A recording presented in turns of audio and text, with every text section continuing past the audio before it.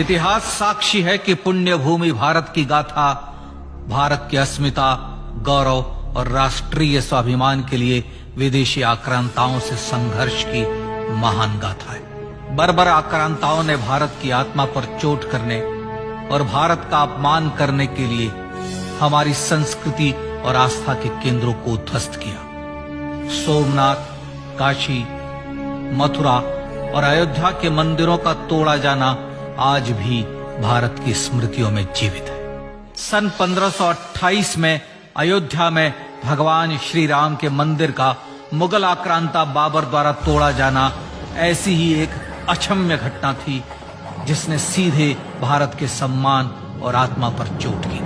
कारण साफ था, अयोध्या के श्री राम के मंदिर पर आक्रमण भारत की आत्मा पर आक्रमण था। जहां हर भारतीय के रोम रोम में राम बसते हैं, वह भारत यह अपमान कैसे सहता। राम मंदिर पर आक्रमण भारत को आहत कर गया था। विदेशी हमलावर अपनी बर्बरता दिखाते गए और भारत अपने आत्मगौरव को फिर से पाने के लिए संघर्ष करता रहा।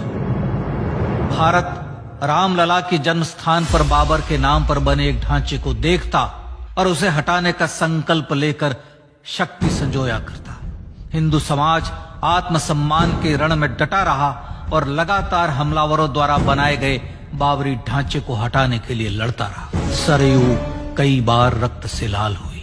कभी स्थानीय शासकों ने तो कभी साधु संतों और राम भक्तों ने राम जन्मभूमि की मुक्ति के लिए अपने प्राणों की आहुति दी। 74 बार युद्ध हुए। हम कुछ मोर्चे हारे, पर रण जीतने का संकल्प कभी कम नहीं हुआ। हिंदू समाज तलवारों से रक्त रंजित हुआ, पर उसने हार नहीं मानी। उसका संकल्प अजेय था।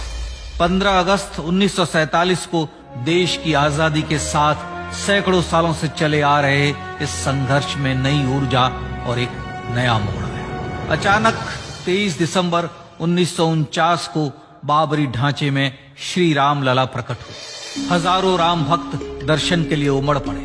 तत्कालीन प्रधानमंत्री पंडित जवाहरलाल नेहरू ने उत्तर प्रदेश सरकार को श्री राम लला को विवादित ढांचे से हटाने का आदेश दिया।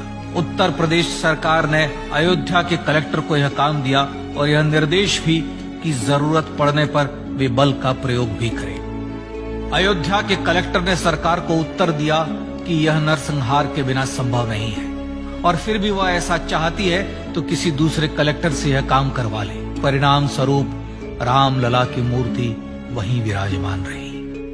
विवादित ढांचे को बंद कर दिया गया।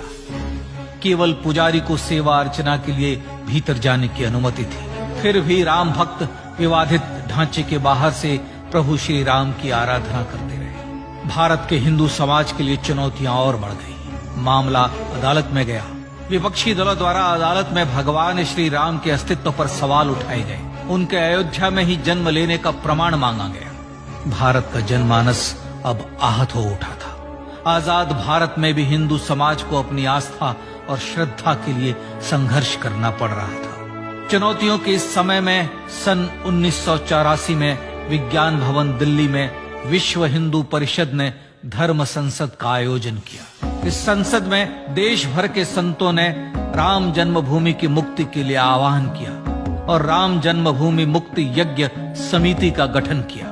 धर्म संसद ने राम जन्मभूमि की मुक्ति और वहां भगवान श्री राम के भव्य मंदिर बनाने के भारत के जनमानस के संकल्प को फिर से दोहराया। विश्व हिंदू परिषद के नेतृत्व में मंदिर निर्माण के लिए पूरे देश में अभूतपूर्व आंदोलन की शुरुआत हुई। श्री राम जन्मस्थली मुक्ति यज्ञ समिति के साथ देश भर में राम जानकी की रथ यात्राएं निकली। राम लीलाओं में राम कथा के माध्यम से भारत का आम जन फिर से जुटा। अब सबके मन में एक ही प्रण था, एक ही लक्ष्य था। अयोध्या में जन्मभूमि पर भगवान श्री राम के भव्य मंदिर का निर्माण। सन 1989 में विश्व हिंदू परिषद द्वारा गांव-गांव से रामशिला पूजन करके अयोध्या भेजी गई। 2,75,000 गांवों से रामशिलाएं अयोध्या पहुंची। भव्य राम मंदिर के शिलान्यास का निर्णय हुआ। पूज्य संत महात्माओं और हिंदू समाज के अन्य प्रमुख नेताओं के निर्णय के अनुसार अनुसूचित जाति के प्रमुख नेता श्री कामेश्वर चौपाल ने 9 नवंबर 1989 को मंदिर निर्माण का पहला पत्थर रखा। राम जन्मभूमि पर मंदिर निर्माण के लक्ष्य की पूर्ति के लिए सन 1990 में सोमनाथ से अयोध्या के लिए श्री लाल कृष्ण आडवाणी ने रथ यात्रा की शुरुआत की। देश में जन भावनाओं का ज्वार उमड़ने लगा। श्री लाल कृष्ण आडवाणी के रथ यात्रा के साथ साथ मंदिर के लिए जन समर्थन बढ़ने लगा और छद्म सेकुलरवाद बेनकाब होने लगा। इस जन आंदोलन को रोकने की तमाम कोशिशें हुई पर सब व्यर्थ हुई।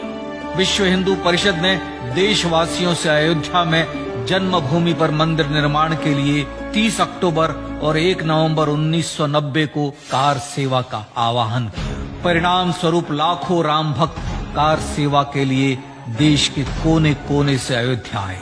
इससे देश की एकात्मता का विराट दर्शन हुआ। कार सेवकों को रोकने के लिए उत्तर प्रदेश के तत्कालीन मुख्यमंत्री श्री मुलायम सिंह यादव ने अयोध्या में परिंदे को भी पर न मारने देने की घोषणा की। स्थितियां गंभीर हो गई। अयोध्या से 200 किलोमीटर दूर रेलगाड़ियां रोक दी गई। अयोध्या युद्ध भूमि बना दी गई। मार्ग बंद, रेल बंद, चप्पे चप्पे पर पुलिस। अयोध्या सैनिक छावनी में बदल गई। राम नाम पर ऐसी पाबंदी कि अर्थी ले जा रहे लोगों तक को रोका गया क्योंकि वे राम नाम सत्य कह रहे थे। लेकिन सैकड़ों किलोमीटर की यात्रा कर कार सेवक अयोध्या पहुंचने लगे। राम के गीत गाते, होठों पर हंसी और पांव में छाले लिए राम काज के लिए राम भक्त देश विदेश से अयोध्या पहुंच ही गए। कार सेवकों पर गोलियां चली। अनेक कार सेवक शहीद हुए। आजाद भारत में जन्मभूमि पर राम मंदिर के लिए कार सेवकों ने फिर एक बार अपना बलिदान दिया, पर कार सेवकों ने विवादित ढांचे पर भगवा फहरा ही दिया और इस तरह कार सेवा सफल हुई। श्री राम जन्मभूमि आंदोलन ने भारत की सुप्त आत्मा को झकझोर कर जगा दिया था। विश्व हिंदू परिषद ने फिर एक बार 6 दिसंबर 1992 को कार सेवा का आह्वान किया।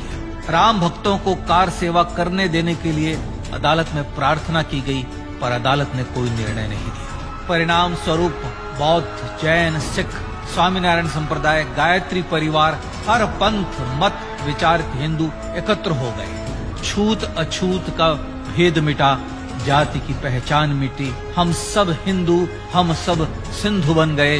राम सिंधु में ज्वार उठा और देखते ही देखते 6 दिसंबर 1992 को श्री राम जन्मभूमि से बाबरी ढांचा सदा के लिए हट गया।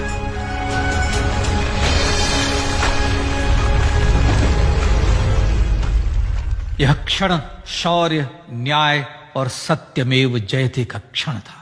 यह तो धर्मस्ततो जय का क्षण था। पर संघर्ष की गाथा यहां जाकर भी नहीं रुकी। छद्म सेकुलरवादियों द्वारा भारत और भगवान श्री राम के इतिहास को झुठलाने के लिए अदालतों में चुनौतियों का सिलसिला चलता रहा, जो 1950 से चल रहा था। हिंदू सिखों के बीच से गुजरते हुए भगवान श्री राम का दर्शन करने के लिए विवश थे। यह स्थिति थी आजाद भारत में श्री राम और राम भक्तों की। पर सत्य को तो जीतना ही था। आखिरकार देश के सर्वोच्च न्यायालय के 5 जजों की खंडपीठ ने 9 नवंबर 2019 को ऐतिहासिक निर्णय दिया और यह कहा कि अयोध्या जन्मभूमि परिसर की पूरी 67 एकड़ भूमि रामलला की। और न्यायालय ने भारत सरकार को जन्मभूमि पर मंदिर बनाने के लिए एक ट्रस्ट बनाने का आदेश दिया। सर्वोच्च न्यायालय के आदेश के अनुसार भारत सरकार ने 5 फरवरी 2020 को श्री राम जन्मभूमि तीर्थ क्षेत्र नाम के ट्रस्ट का गठन किया और राम जन्मभूमि न्यास की भूमि जो सरकार द्वारा अधिग्रहित की गई थी, उसे ही नवनिर्मित न्यास को वापस दे दिया गया। 5 अगस्त 2020 को भारत के प्रधानमंत्री श्री नरेंद्र मोदी ने श्री राम जन्मभूमि तीर्थ क्षेत्र के अध्यक्ष पूज्य महंत नृत्य गोपाल दास, राष्ट्रीय स्वयंसेवक संघ के पूज्य सरसंघ चालक डॉक्टर मोहन भागवत एवं उत्तर प्रदेश के मुख्यमंत्री श्री योगी आदित्यनाथ की उपस्थिति में श्री राम जन्मभूमि पर भगवान श्री राम के भव्य मंदिर के लिए भूमि पूजन कर निर्माण कार्य का शुभारंभ किया। इस तरह लगभग 500 वर्षों से राम जन्मभूमि की मुक्ति के संघर्ष का पटाक्षेप हुआ। अपने आत्मसम्मान और राष्ट्रीय अस्मिता के लिए इतना लंबा संघर्ष विश्व के इतिहास में बेजोड़ है। श्री राम भारत की आत्मा, भारत की परिभाषा, हमारे राष्ट्रीय आदर्शों और जीवन मूल्यों के प्रतिनिधि मर्यादा पुरुषोत्तम हैं, जो हर हिंदू के होठों पर जन्म से मृत्यु तक रहे। बस यही हर हृदय में प्रार्थना होती है। राम भारतीय राष्ट्रीय स्वाभिमान और आसेतु हिमालय से समुद्र पर्यंत तक जन जन को एकात्मता के बंधन में बांधने वाले रक्षा सूत्र है। अयोध्या स्थित श्री राम जन्मभूमि पर बाबर का हमला वास्तव में भारत के स्वाभिमान और राष्ट्रीयता पर हमला था। प्रधानमंत्री श्री नरेंद्र मोदी द्वारा श्री राम जन्मभूमि पर राम मंदिर का पुनः निर्माण न केवल बाबरी मानसिकता का पराभव है, बल्कि संपन्न, सुखी, सुसंस्कृत, सर्वशक्ति संपन्न स्वराष्ट्र का सूर्योदय भी है। यह उस राम राज्य की दिशा में वह कदम है जिसकी अभिलाषा राज राजेंद्र चोल, कृष्णदेव राय, छत्रपति शिवाजी महाराज से लेकर महात्मा गांधी तक ने की थी। अयोध्या में जन्मभूमि पर भगवान श्री राम का मंदिर न सिर्फ राष्ट्रीय गौरव होगा, बल्कि वह श्री राम के आदर्शों का राष्ट्र मंदिर होगा। अब वह महान संकल्प पूरा होने जा रहा है। आइए इस राम यज्ञ, राष्ट्र यज्ञ में जिन ज्ञात और अज्ञात भारतीयों ने अपनी आत्माहुति दी है, उनका पुण्य स्मरण कर उन्हें श्रद्धांजलि दी।